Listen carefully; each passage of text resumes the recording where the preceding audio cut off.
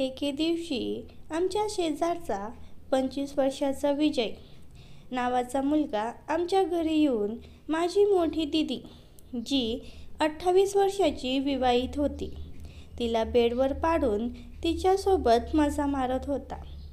4 वाजले होते. मी शाळेतून घरी आलो तेव्हा मला आमच्या ओट्यांवर एक पॉकेट पडलेला दिसला. मी ते उचलून पाहिलं तर मी दंगच राहिलो आणि विचार करू लागलो की आईवडील पण गावी गेलेले आहे. माझी मोठी दिदी पायल आणि मी दोघेच घरी आहे. नेमकं हे पॉकेट इथे कसे काय आले आणि याचा वापर कोण करत आहे? मला काहीतरी गोंधळ वाटलं, म्हणून मी खिडकीतून आतमध्ये डोकावून पाहिलं तर मित्रांनो, समोरचं दृश्य पाहून माझी पायाखालची जमीनच सरकली. हे दृश्य मी जवळपास 15 मिनिट पाहत होतो. माझ्या सोन्याला पण आता कंट्रोल होत नव्हते. तो विजय वेगवेगळ्या पोज घेत खेळत होता. याचा मला खूप राग येत होता. पण मला पण आता हे सर्व काही करण्याची इच्छा होऊ लागली. दिदीचं हे रूप पाहून माझा सोन्या खूप ताणला होता. कारण माझी दिदी दिसायला एखाद्या मराठी चित्रपटामधील हिरोईनसारखीच दिसत होती. आमच्या गल्लीतले मुले आमच्या घराबाहेरून जाताना एक नजर वळून नक्की बघायची. ती दिसायला गोरी, शरीराने सडपातळ, उंचीने ती माझ्यापेक्षा लांब होती आणि तिचे केस कंबराच्या खाली जात होते. मला आता काही करून दिदीला ब्लॅकमेल करायचे होते, जेणेकरून माझी इच्छा पूर्ण होतील. मित्रांनो, मी असा विचार पण केला नव्हता की दिदीसोबत एक दिवस मी पण माझी इच्छा पूर्ण करेन. पण एक दिवस माझ्याकडून असे घडले. आई बाबा पाहुणे गेले तेव्हा मी पूर्ण लागेल तेवढी मजा केली. मित्रांनो, मी त्यांना खिडकीच्या मागे लपून पाहतच होतो. तेव्हा मी एक प्लॅन केला. मी माझ्या मोबाईल कॅमेऱ्याने त्यांचे काही फोटो काढले. फोटो काढताना मी पूर्ण खबरदारी घेतली की जसे की मोबाईल सायलेंट मोडवर ठेवले आणि कॅमेऱ्याचा आवाज बंद केले. त्यावेळी माझ्याकडे चांगला क्वालिटीचा कॅमेरा असलेला मोबाईल फोन नव्हता. तरी पण झूम करून व्यवस्थितपणे काढून मग मी ते सर्व फोटो माझ्या लॅपटॉपमध्ये ठेवले आणि फोटो एडिटिंग करून त्याची ब्राईटनेस वाढवली, जेणेकरून पायल दिदी आणि विजयचा चेहरा स्पष्टपणे दिसू शकेल. मग मी ते फोटो कलर प्रिंटमधून प्रिंट केले. आता मी योग्य संधीची वाट पाहत होतो, जेणेकरून मी हे फोटो पायल दिदीला दाखवू शकेन आणि तिला घाबरू शकेन आणि माझ्याशी बोलण्यास भाग पाडू शकेन. मी अशा परिस्थितीची वाट पाहत होतो जेव्हा विजय शहरात नसेल आणि पायल दिदी घरी एकटी असेल. मला भीती वाटत होती की जर पायल दिदीला कळले की मला तिच्या आणि विजयबद्दल सत्य माहीत आहे तर ती विजयला सांगेल आणि तो मला फोटो डिलीट करायला लावेल. पण मी त्यांना बनवण्यासाठी शक्य तितके प्रयत्न केले. मला त्यांच्याबद्दल सगळं माहिती आहे हे कळू देऊ नये. मग सुमारे 3 महिन्यांनी मला ती संधी मिळाली. अजून 8 दिवसांसाठी त्यांच्या गावी गेला होता आणि पायल दिदी घरी एकटी होती. त्यावेळी माझ्या आईलाही काही दिवसांसाठी नातेवाईकांकडे जायचे होते आणि वडील त्यांच्या कामासाठी बाहेर गेले होते. आता मला पायल दिदीकडे जायचे आहे. तिच्यासोबत एकांतात राहण्याची मला उत्तम संधी मिळाली आहे. मी लगेच माझ्या योजनेवर काम करायला सुरुवात केली. मी पायल दिदीचा फोटो एका लिफाफ्यात ठेवला आणि त्यावर तिच्या पतीचे नाव लिहिले आणि जणू काही ते पोस्टाने आले आहे असे दाखवले. त्या दिवशी मी कॉलेजमधून घरी आलो तेव्हा मी लिफाफा हातात घेऊन आत गेलो आणि पायल दिदीला फोन करण्यासाठी स्वयंपाकघरात गेलो. मी तिला हाक मारली. ती तिच्या खोलीतून बाहेर आली. त्यावेळी तिने निळा गाऊन घातला होता. तिला पाहून मी थोडा घाबरलो, पण मी हिम्मत केली आणि लिफाफा तिच्या हातात देत म्हणालो, दीदी, हे बाहेर पडले होते. कदाचित पोस्टाने आले असेल. पायल दीदीने आरशाने लिफाफा घेतला आणि तो पाहू लागली. मग मी खुर्चीवर बसलो आणि म्हणालो, बघ दीदी, हे कोणाचे आहे? ती म्हणाली, मला माहीत नाही. सासरच्या लोकांकडून असं काही येत नाही. मग तिने लिफाफा उघडला आणि आत ठेवलेले फोटो पाहिले.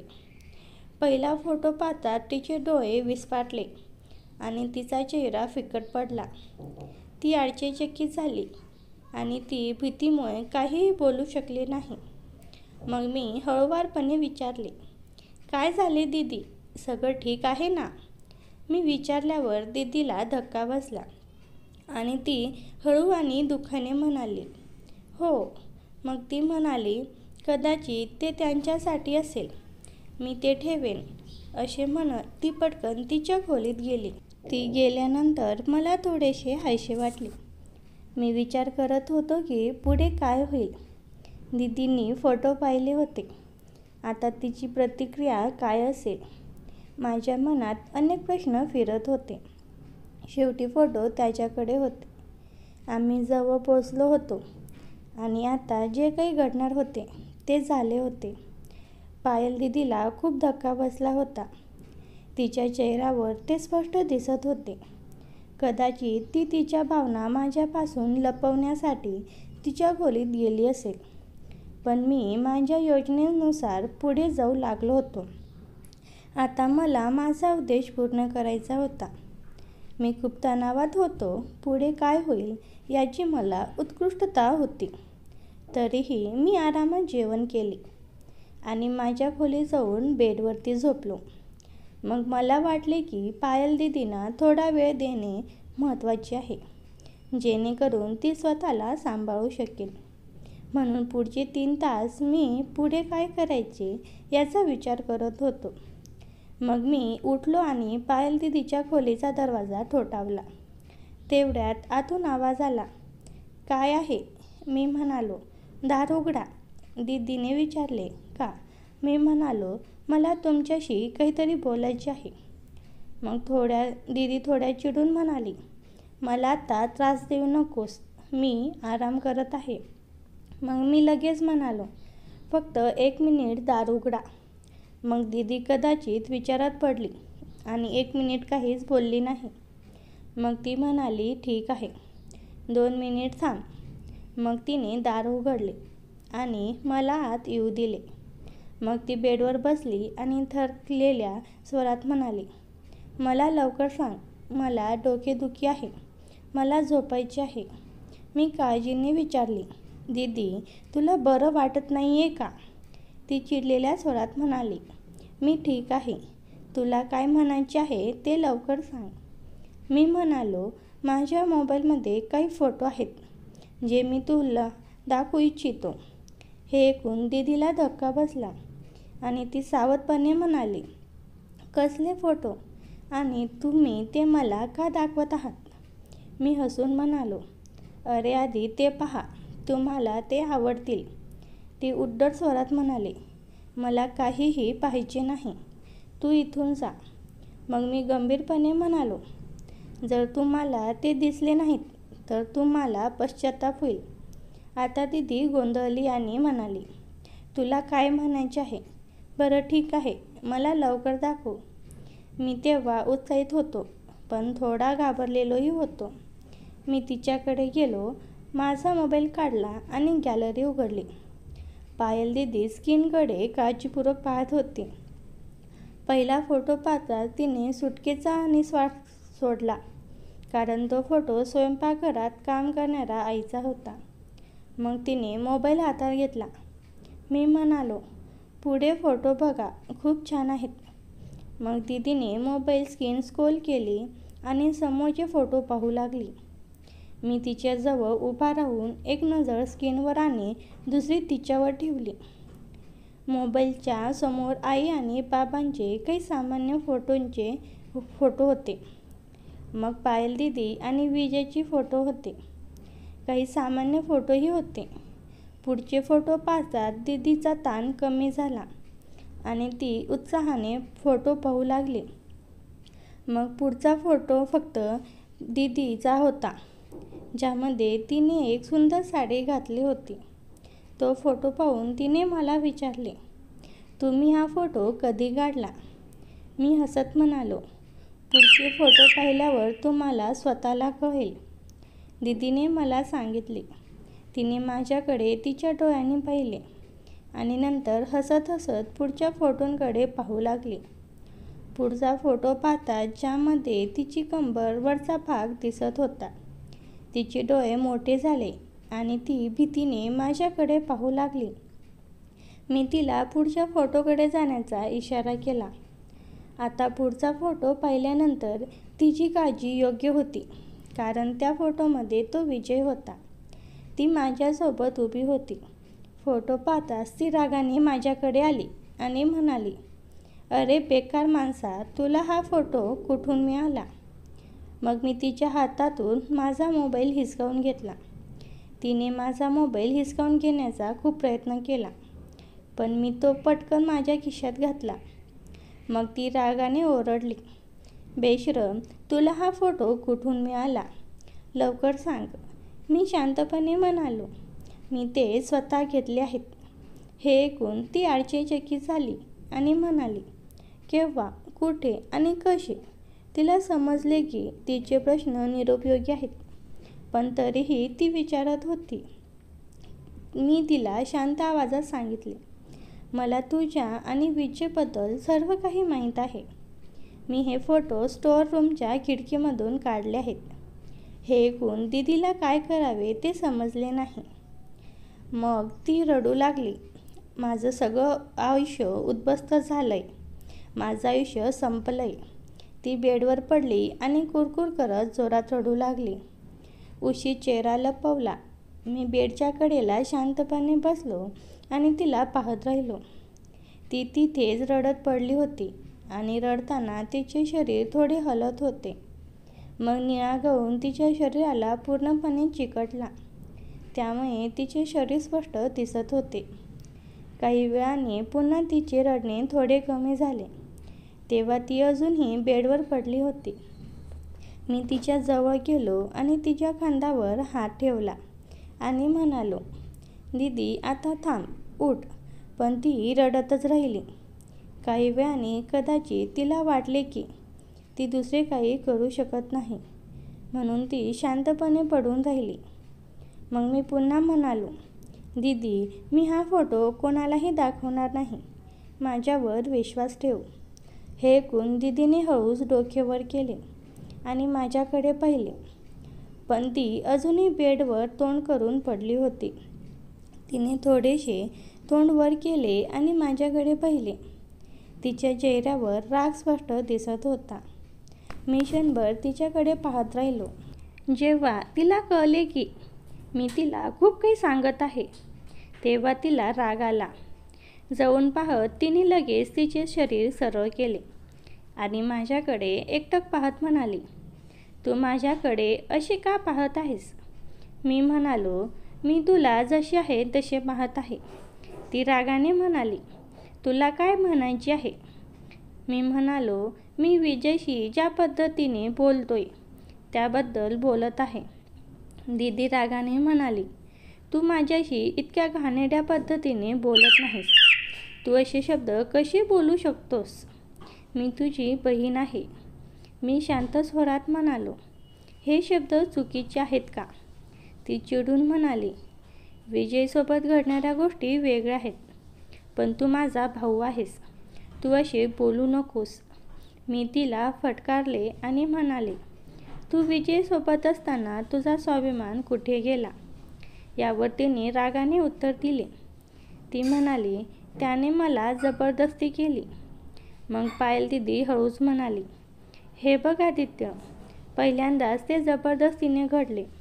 मग नंतर मी स्वतः त्याच्यासोबत राहू लागली. आदित्य, आता हे सगळं थांबवा. मी थंडपणे म्हणालो, ठीक आहे, पण आता मी हा फोटो जुन्या मेलवर पाठवत आहे. मी जे तुम्हाला देईन, गरज पडल्यास ते प्रिंट करा आणि पोस्ट करा. मी तुला तुझ्या घरी परत पाठवीन. हे ऐकून दीदीने मान टेकवली आणि पुन्हा रडू लागली. तिला या अवस्थेत पाहून मला वाटले की मी तिला एकटे सोडावे किंवा तिला पूर्णपणे माझ्या नियंत्रणात आणावे. थोडा वेळ रडल्यानंतर तिने डोके वर केले आणि अश्रूंनी भरलेल्या डोळ्यांनी मला म्हणाली, आदित्य, मी तुझी बहीण आहे रे. तू माझ्याशी असे का करत आहेस? माझे आयुष्य उद्ध्वस्त होत आहे. मी शांत आवाजात उत्तर दिले, अर्जुनसोबत राहण्यापूर्वी तू हे सगळं विचार करायला हवं होतंस. दीदी रडत म्हणाली, पहिल्यांदा हे जबरदस्तीने घडलं. मग मी असहाय्य होते. मी थेट प्रश्न विचारला, पण नंतर तू स्वतःच्या मर्जीने त्याच्यासोबत होतीस. आता मी यात काय करू? दीदीने स्पष्ट केले, आदित्य, तुझा मेहुणा तो परदेशात राहतो. माझेही एक आयुष्य आहे, काही स्वप्ने आहेत. तो असे का करत आहेस? मी म्हणाले, वाह दीदी, याचा अर्थ तू कोणासोबतही राहू शकतेस का? यावर मी एक तीक्ष्ण प्रश्न विचारला, तर काय, उद्या मीही असे काही केले तर? पायल दीदी रागाने म्हणाली, आदित्य, तू खूप घाणेरड्या गोष्टी बोलत आहेस. तुला लाज वाटली पाहिजे. मी म्हणालो, मी खरंच सांगतोय दीदी. यावर दीदी म्हणाली, भाऊ असं करत नाहीत. मी आग्रह धरला आणि म्हणालो, तुमच्यात भाऊ बहिणीचं नातं नाही. जर असतं तर तुम्ही हे केलं नसतं. उलट जेव्हा त्याने तुमच्यावर जबरदस्ती केली तेव्हा तुम्ही मला सगळं सांगायला हवं होतं. दीदी रडत रडत म्हणाली, भाऊ, मी मरेन. मी ठामपणे म्हणालो, दीदी, यातून काही बदल होणार नाही. सत्य बाहेर येईल. मग रडत पायल दीदी म्हणाली, तू माझ्यावर सूट घेत आहेस म्हणूनच तू हे सर्व केलेस. मी म्हणालो, समजून घे, ते असेच आहे. मग तू माझी बहीण आहेस तर काय? जेव्हा तू दुसऱ्या कुणासोबत राहू शकतेस तेव्हा तू मला का थांबवतेस? आता दीदी आणखी रडू लागली. ती म्हणाली, मी आता रडत नाही. तिने तिचा चेहरा हातात लपवला आणि जोरजोरात रडू लागली. पण मी थांबलो नाही, कारण मी माझ्या उद्देशापासून मागे हटणार नव्हतो. सुमारे 15 मिनिटांनंतर दीदी रडणे थांबवली आणि माझ्याकडे पाहिली आणि म्हणाली, तू खरोखर माझ्याकडे पैशापेक्षा मौल्यवान काहीतरी मागत आहेस. मी म्हणालो, हो दीदी, जर तुला द्यायचे असे वाटत असेल तर तू मला हे देऊ शकतेस. जर मी तो फोटो कुणाला दाखवला नाही तर तुला तो मला द्यावा लागेल. दीदी कुजबुजली, पण आदित्य, तू माझा भाऊ आहेस. तू असं काय मागत आहे? मग ती रडू लागली. मी शांत आवाजात म्हणालो, दीदी, हे सर्व तुझ्या स्वतःच्या कर्माचे फळ आहे. आता जर तुला हे कोणालाही कळू नये असे वाटत असेल तर मला ते सुख द्यावे लागतील. पायल दीदीने थोडा वेळ विचार केला आणि मग म्हणाली, ठीक आहे, मी देईन. पण आदित्य, हे चुकीचं आहे. मी माझा निर्णय सांगितला. दीदी, तू जशी आहेस तशीच राहशील. तुला विजयसोबत पाहून मला पूर्वी राग यायचा, पण आता मला जे हवं ते होईल. मी ठरवलं आहे. पायल दीदी खात्रीशीर स्वरात म्हणाले, आदित्य, तू मोठा झाल्यावर काही विचार करायला हरकत नाही, पण प्रत्यक्षात असं करणं योग्य नाही. हे चुकीचं आहे. मी थंड आवाजात उत्तर दिले, दीदी, मला काही फरक पडत नाही. हे सर्व तुझ्या इच्छेविरुद्ध होते, पण आता नाही. दीदी रागाने म्हणाली, तू माझा भाऊ आहेस. तू हे कसे म्हणू शकतोस? मी थोडा मोठ्या आवाजात बोललो, जशी तू विजयसोबत केली आहेस. आधी तू नकार दिलास, नंतर तू स्वतः होकार दिलास. म्हणजे तुला आधी सगळं करायला हवं होतं. मला सुरुवातीपासूनच माहीत होतं. पायल दीदी आता शांत झाली होती आणि ती थांबून बोलत होती. जणू काही तिने सत्य स्वीकारले आहेत असे वाटत होते. मी हलके स्मितहास्य करत म्हणालो, हो, मला सगळं माहीत होतं सुरुवातीपासून. दीदीने संशयाने विचारले, म्हणजे तू सुरुवातीपासूनच आमच्यावर लक्ष ठेवून होतास? मी उत्तर दिले, समजून घ्या असं काहीतरी. आणि हे ते फोटो माझ्याकडे पुरावा म्हणून राहतील. जर तुम्हाला वाटत असेल की मी ते तुम्हाला देईन तर अशा भ्रमात राहू नका. पायल दीदी घाबरून म्हणाली, प्लीज आदित्य, फोटो जिजूला पाठवू नकोस. मी तिच्याकडे पाहिले आणि विचारले, मग तू तयार आहेस ना? तिने हार मानली आणि म्हणाली, माझ्याकडे दुसरा पर्याय उरला आहे का? मी म्हणालो, अगदी नाही, तुला तयार व्हावं लागेल. मग मी हळूच तिचा हात माझ्या हातात घेतला. पायल दीदीने माझ्या हाताकडे पाहिले आणि नंतर माझ्याकडे पाहिले. आता आम्ही दोघेही एकमेकांकडे पाहत होतो. मी पाहिले की रडण्यामुळे तिचे डोळे लाल झाले होते आणि तिचा चेहरा सुजला होता. पण ती मला नेहमीसारखीच आकर्षक दिसत होती. थोडासा शांततेनंतर तिने पुन्हा माझ्याकडे पाहिलं. त्यानंतर दिनीने त्याचा हात माझ्या हातावर ठेवला आणि म्हणाली, आदित्य, मी तयार आहे, पण मला थोडा वेळ हवा आहे. ही काही छोटी गोष्ट नाही. मला याची सवय झालेली नाही. माझे मन अजून यासाठी तयार नाही. मला थोडा वेळ दे. सध्या मला आराम करायचा आहे. मी खूप थकले आहे. दीदीचे म्हणणे ऐकून मी विचारात पडलो. मग मी विचार केला. शेवटी तिने हो म्हटले. तर मी आधी सांगितलेले आहे, जर तिला थोडा वेळ विश्रांती दिली तर काय फरक पडेल. यामुळे ती मानसिकदृष्ट्या तयार होईल आणि कदाचित तिला नंतर कोणतीही समस्या येणार नाही. मी स्वतःचीच विचार केला की तिला आता विश्रांती घेण्याची परवानगी द्यावी. मी म्हणालो, ठीक आहे दीदी, तू विश्रांती घे. मी 3 तासात परत येईन.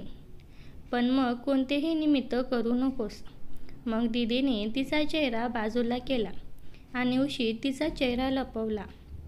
तिला असे पाहून मला राग आला, पण मी काहीही न बोलता शांतपणे खोलीतून बाहेर पडलो.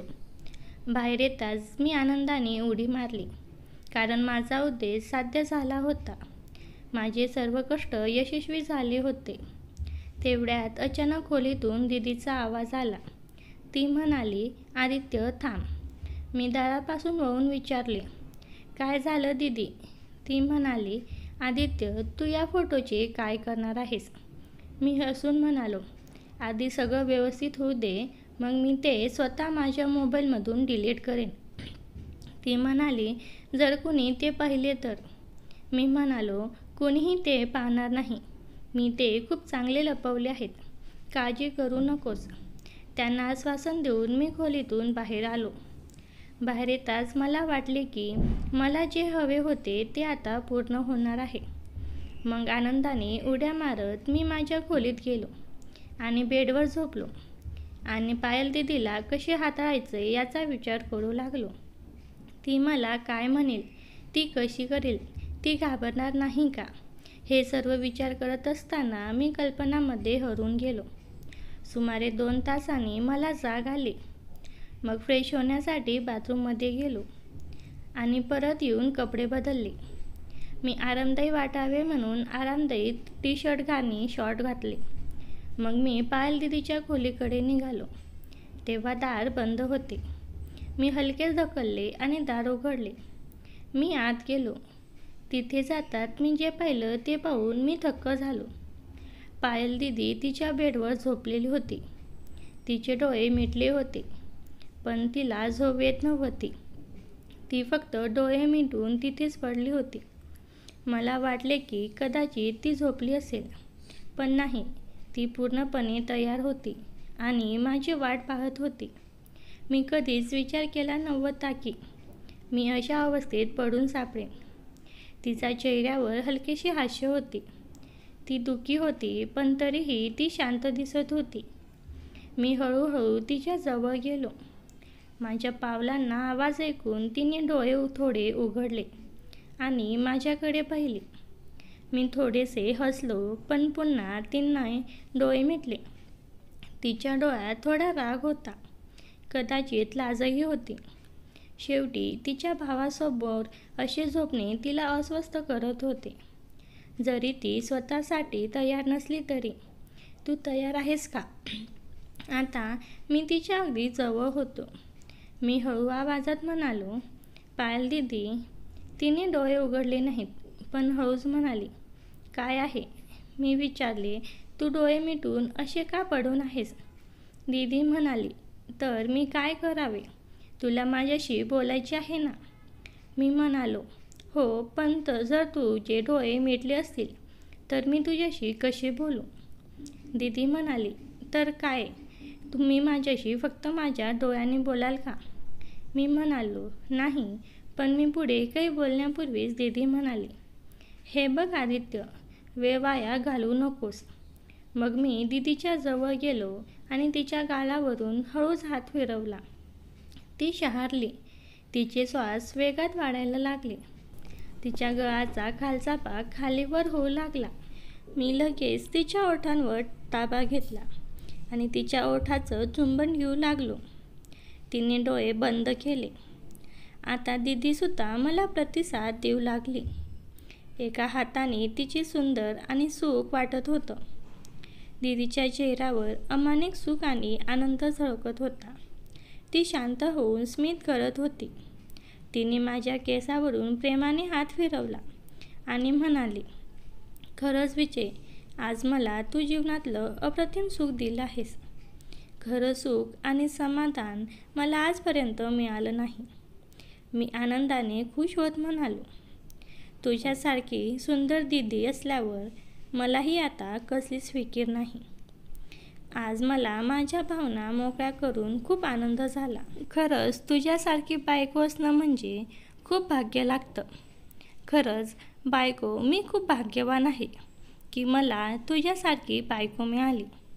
मित्रांनो, ती माझी बहीण नसून माझी बायको होती आणि ही माझी आणि माझ्या बायकोची कथा होती. तर मित्रांनो, माझी ही कथा तुम्हाला कशी वाटली कमेंट करून नक्की कळवा आणि आपल्या चॅनलला सबस्क्राईब करा.